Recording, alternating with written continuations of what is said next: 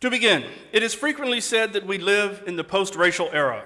If Jim Crow racism and the struggles over the civil rights era defined an earlier period in the American experience, then our own time is said to be defined by a new tolerance, a new commitment to diversity, and finally moving beyond race as a line of division and inequality in American society.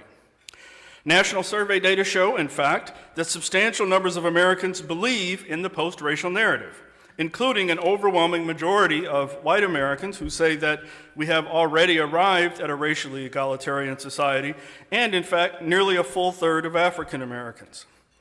Yet there is at least one domain that remains a glaring exception to this narrative of hope and progress, and it involves the heavy overrepresentation of minorities, especially African Americans, among those in our jails and prisons.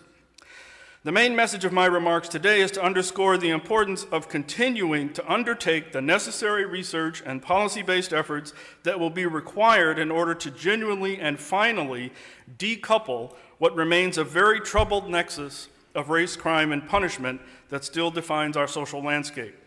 Indeed, part of the reason that I bring you this message today is that I worry that we may be slipping into a place of complacency and routinization of a sort of new, subtle, indirect, less intentional, but nonetheless form of racial bias that is built into the operation of our law enforcement system. One indicator in that regard is to compare the U.S. to other major Western industrial societies, where, for example, we incarcerate roughly 5 times as many adults on average as the United Kingdom, and fully 12 times as many as Japan. Indeed, within a decade, it was already clear that the punitive turn was falling more heavily on some segments of the American population than others. As distinguished criminologist Alfred Blumstein documented, the black incarceration rate nearly tripled between 1980 and 2000 and is now over 8 times that for non-Hispanic whites. Indeed, fully 2% of the black population was incarcerated in 1999, and 1 in 10 black males in their 20s were under some form of criminal justice supervision. This change has reached such a level that a black male born in 1990 faced almost 1 in 3 lifetime odds of ending up in jail or prison, as compared to well under 1 in 10 lifetime chances for a comparable non-Hispanic white male. This is not merely a story of mass incarceration, it is one, I submit, of racialized mass incarceration. The trend has been so steady and arguably extreme that the U.S. is now the world's leader at incarcerating its own citizens.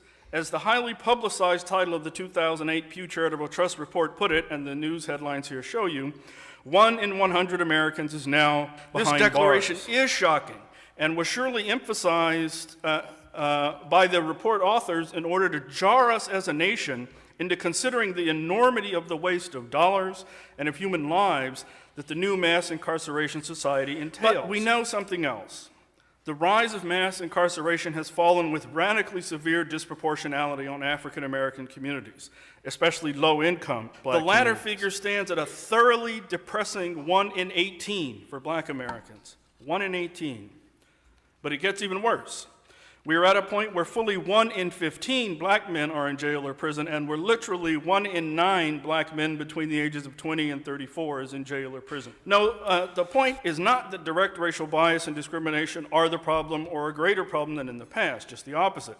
The nature of the law and law enforcement, as well as the makeup of law enforcement personnel, have all changed too greatly and too much for the good to offer this simplistic. However, what I would like to stress is that racialized mass incarceration is a product, from my point of view, of the interplay of key economic, political, and cultural factors.